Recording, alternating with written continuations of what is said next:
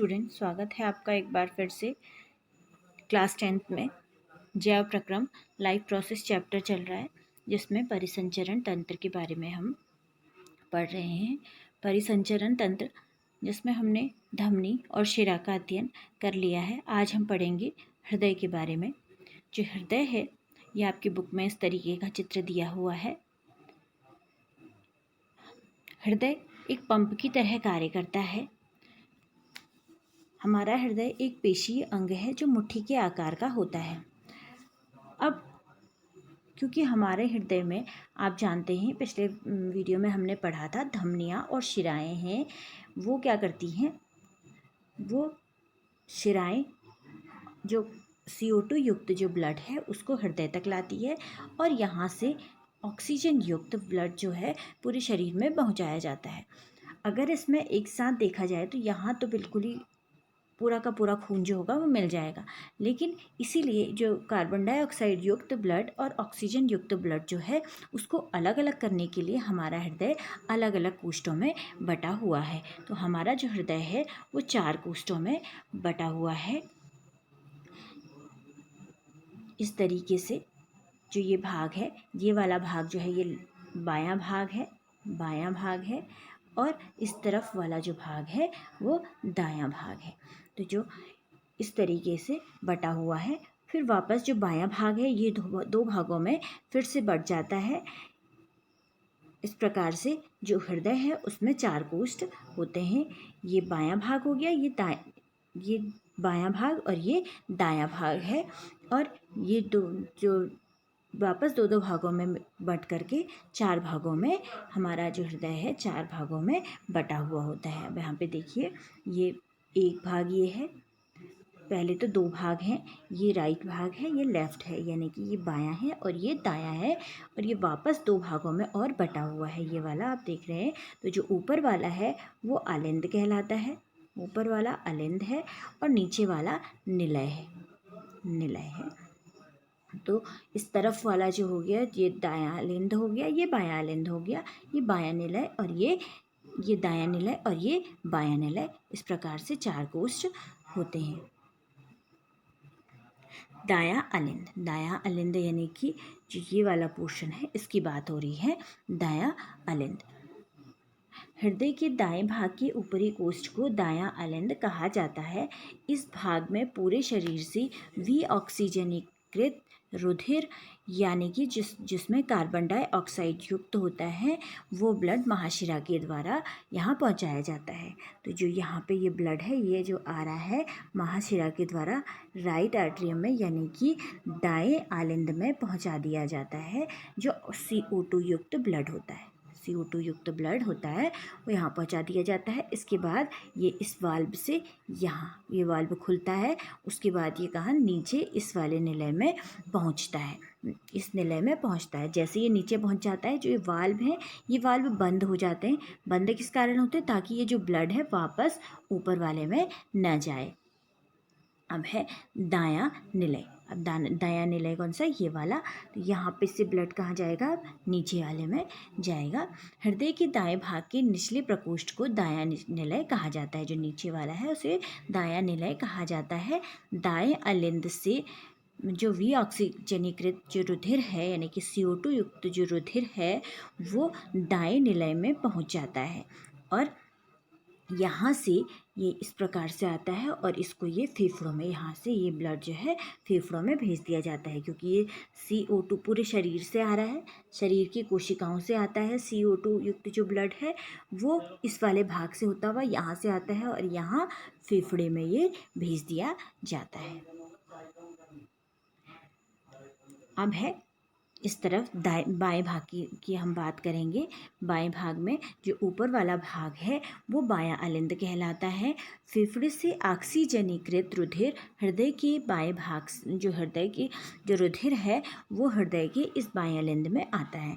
तो जो यहाँ से ब्लड, जो यहाँ पे फेफड़े से ये जो ब्लड है, फेफड़ों में जब ऑक्सीजन मिलेगी तो वो ब्लड कहाँ आता है? इस वाले भाग में। उसके बाद ये ब्लड नीचे बाएं निलय में पहुंचता है। हृदय के बाएं भाग का निचला प्रकोष्ठ बायां निलय कहलाता है। जो ये वाला भाग हो गया, ये बाया निलय कहलाता है। बाया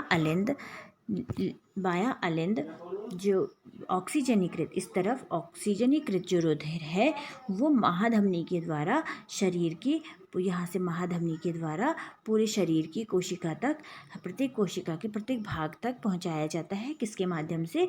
धमनियों के माध्यम से पहुँचाया जाता है। अब है हृदय के कार्य करने के चरण, किस प्रकार से जो हृदय है वो काम करता है।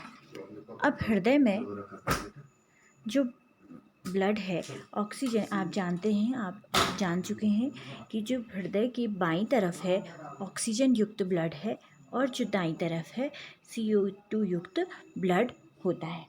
जब ये फूलता है, जो ऊपर वाला बायां आलिंद जो है वो फूलता है, तो फुफ्फुस सिरा से, फेफड़ों से जो ऑक्सीजनीकृत जो रुधिर है फुफ्फुस सिरा से होता हुआ कहाँ आता है? ऊपर आलिंद में, बाएं आलिंद में आता है। अब एक मैंने आपको बताया था, एक शिरा ऐसी है जिसमें शुद्ध रक्त बहता है, यानी कि O2 युक्त ब्लड बहता है, वो है फुफ्फुस सिरा। यहाँ पे आप ध्यान रखेंगे, जबकि शिराओं में हमेशा अशुद्ध रक्त यानी कि CO2 युक्त जो रक्त है वो बहता है।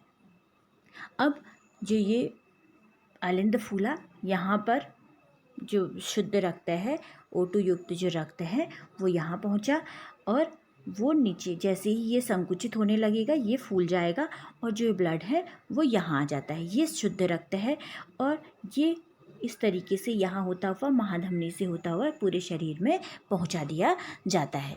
अब पूरे शरीर से फेफड़ों में कैसे रक्त पहुँचता है? तो जो महाधमनी, जो फुफ्फुस धमनियाँ हैं, CO2 युक्त जो धमनियाँ, जो रक्त है वो पूरे शरीर से महाशिरा से कहाँ आता है? इस ऊपर वाले निलय में आता है, यानी कि जो ऊपर वाले जो आलिंद में आता है, दाएं आलिंद में पहुँचता है।